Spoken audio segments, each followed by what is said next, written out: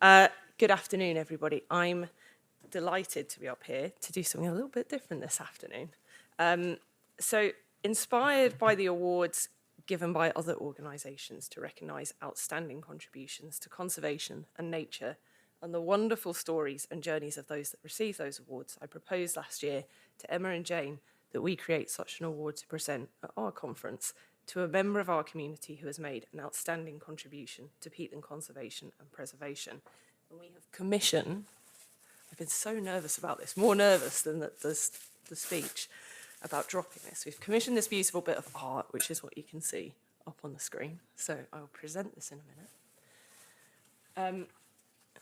It's our intention that each year subsequent to this one, we will invite members of the peatland community to nominate individuals who have made an outstanding contribution, either over their career or over that year, to the peatland cause, which the members of the IUCN UK Peatland Programme will then decide the winner from. I'm going to ditch my glasses. However, for this inaugural award, the members of the Peatland Programme agreed unanimously on who the first recipient should be. So now I'm going to embarrass them for a couple of minutes and let you see if you can guess who it might be. So this person will doubtlessly be familiar to many of us. And when I emailed around colleagues past and present to ask if they could share pictures of them in the field, I was flooded with pictures, but the words which accompanied them were wholeheartedly in agreement with this recognition. This person was one of the first to recognise the importance of peatlands, initially from their work in the UK, but subsequently at the global scale, and they have been vastly influential. What is perhaps even more remarkable is that they came to peatlands in what might be described as a happy accident. They started out of university, taking up casual work at the Lake District as a trainee National Park Ranger, before being dispatched to the Nature Conservancy Council, when it was noted that they had an ecology degree and perhaps dry stone walling wasn't the best place for them. It was at the NCC that they were asked to carry out one of the first peatland surveys in the UK in the beautiful Duddon Valley. By now, I am sure this person will be shifting awkwardly in their seat, hoping that I will stop talking soon. But they've spent enough time in the field with me to know that I rarely run out of things to say. So, not much longer. Their pioneering work in the Flow Country ultimately laid the groundwork for the establishment of the Flow Country Partnership, which was led by Roxanne Anderson, Graham Neville, and others, which successfully bid for the UNESCO World Heritage Site status in 2024. They have authored a significant number of influential reports, leading to their recognition as an international expert in peatlands. Over a career spanning almost 5 decades, they have worked tirelessly to raise awareness of the value of peatlands, and they have developed innovative techniques to better understand the forms and structures of these important habitats. For those of us fortunate enough to spend time in the field with this person, their wide-brimmed hat will be a familiar sight. The most striking thing about this person, however, is their warm, hopeful positivity and how welcoming they are, even to beginners in our field.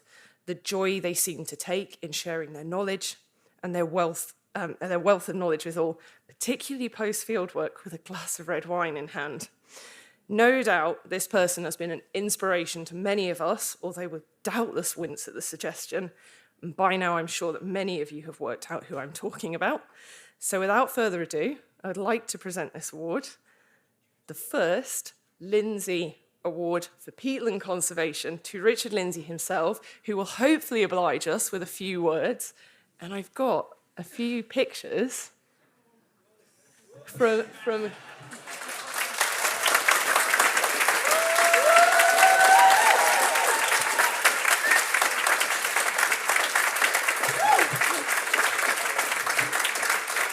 I've got these from all over, so I'll leave this to you and we'll put this together later because it doesn't attach in the stand. Oh, blimey. I'm glad I wore my posh frock. Yeah, at the Oscars, this is where Oscar winners make real fools of themselves, but many of you will know I don't need an Oscar to do that. But, oh, God. Yeah. Thank you, Craig, for something useful there, for once.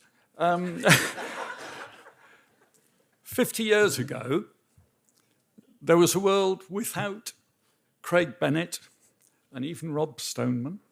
There was about 5 of us working in peatland conservation. So giving each other awards would have looked ridiculous.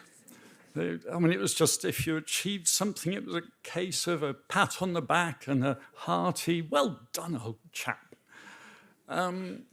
So I guess really, please don't let me break this. I guess really, this award only has meaning because of you and all the amazing things that you're doing. So thank you. Thank you so much.